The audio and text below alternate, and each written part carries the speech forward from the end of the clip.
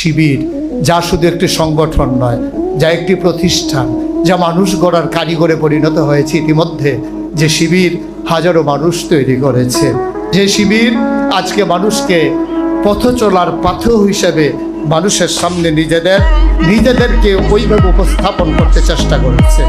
এজন্যে অনেক আগে ভারতে যখন মোহামেডান স্পোর্টিং ক্লাব লীগ শিরোপা অর্জন করেছিল, তখন কবি নজরুল একটি কবিতা রচনা করেছিলেন।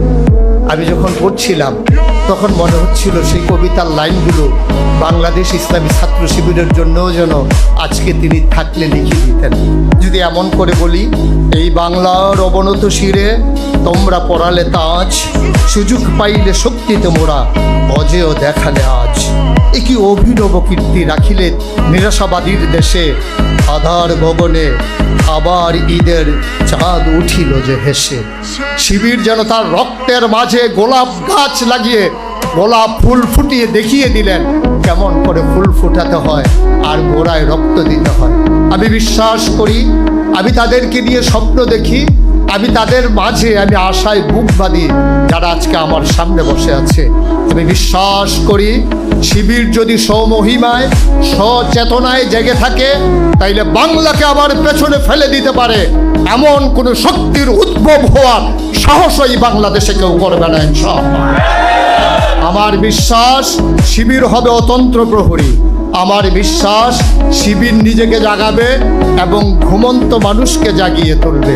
আজকের এই নবীন বরণ অনুষ্ঠানে আমরা যদি নিজেদেরকে জাগিয়ে নিতে পারি, সে পতাকা তলে ঐক্যবদ্ধ করে নিয়ে নিজেদেরকে গড়ে তুলতে পারি, আর নিজেদেরকে চেতনায় শানিত করে নিতে পারি, যেমন করে জেনেছিলাম আমি কে আমাকে পাঠালেন, তিনি নিজেই বলে দিলেন যে তিনি যে রব্বুল আলামিন। কেন পাঠালেন আল্লাহ তাও জানিয়ে দিলেন, ইয়া আইয়ুহান নাসু উবুদু রাব্বাকুম আল্লাযী খালাকাকুম ওয়াল্লাযীনা মিন ক্বাবলিকুম লাআল্লাকুম তাত্তাকুন। আল্লাহ এজন্যই আমাদেরকে পাঠিয়েছেন যে হে মানুষেরা, উবুদু রাব্বাকুম, তোমরা ইবাদত করবে তোমার রবের, যিনি তোমাকে সৃষ্টি করেছেন। তিনি মায়ের আর বাবার মধুর মিলনে যখন তারা লিপ্ত হয়েছিল, তখন বাবার পিঠ থেকে মায়ের বুক থেকে দুফুটো পানি সবেগে নির্গত হয়ে যে জায়গাটা গিয়ে একত্রিত হয়েছিল মায়ের সেই রেহেমের ভিতরে, দুফুটো পানি হয়ে গেল এক ফোঁটা রক্ত। এক ফোঁটা রক্ত সেখান থেকে হয়ে গেল এক টুকরা গুস্ত, প্রলম্বিত হলো, হাত হলো, পা হলো, নাক হলো, মুখ হলো, চোখ হলো, মানুষে পরিণত হলো। এই পৃথিবীতে আসলে পৃথিবীকে সাজানোর জন্যে। সুতরাং আজকে যারা তোমরা নবীন, আজকে যারা তোমরা এসেছো এই আঙ্গিনায় নিজেদেরকে সাজিয়ে দেওয়ার জন্যে, নিজেদেরকে রাঙিয়ে দেওয়ার জন্যে, নিজেদেরকে রাঙানোর মাধ্যমে, নিজেদেরকে সাজানোর মাধ্যমে মায়ের মুখে হাসি ফোটানোর জন্য।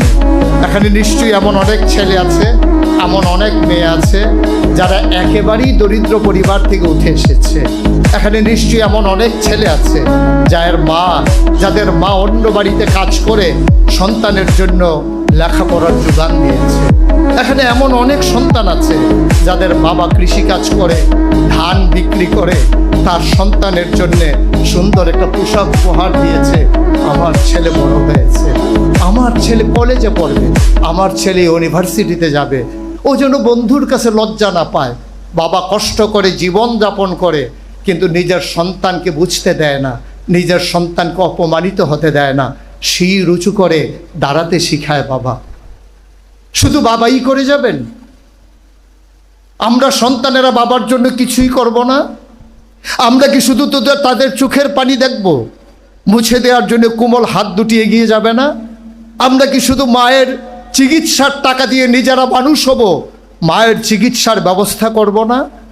সেখানেই সকল কিছু মনে হয় যেন বেদনায় পর্যবসিত হয়ে যায়। আসুন আমরা নিজেদেরকে মানুষের মতো মানুষ তৈরি করে আমরা মায়ের মুখের হাসি একেবারে দিগন্তে ছড়িয়ে দেই। আমরা বাবাকে জিজ্ঞেস করব, বাবা ধান কাটা হবে কখন? আমি এখন আর বাড়িতে আসব না, যখন ধান কাটা হবে আমি এসে তোমার কাঁধের ধানের ভার আমার কাঁধে নিতে চাই। তোমার সন্তানের কচি কাঁধ এখন অনেক শক্ত হয়েছে, তোমার সন্তানের কাঁপা কাঁপা হাত এখন বলিষ্ঠ হয়েছে, তোমার ছেলের চোখের পানি এখন রক্তে পরিণত হয়েছে। সুতরাং কষ্টে আর তোমাকে থাকতে দেব না। আমি চাই তোমার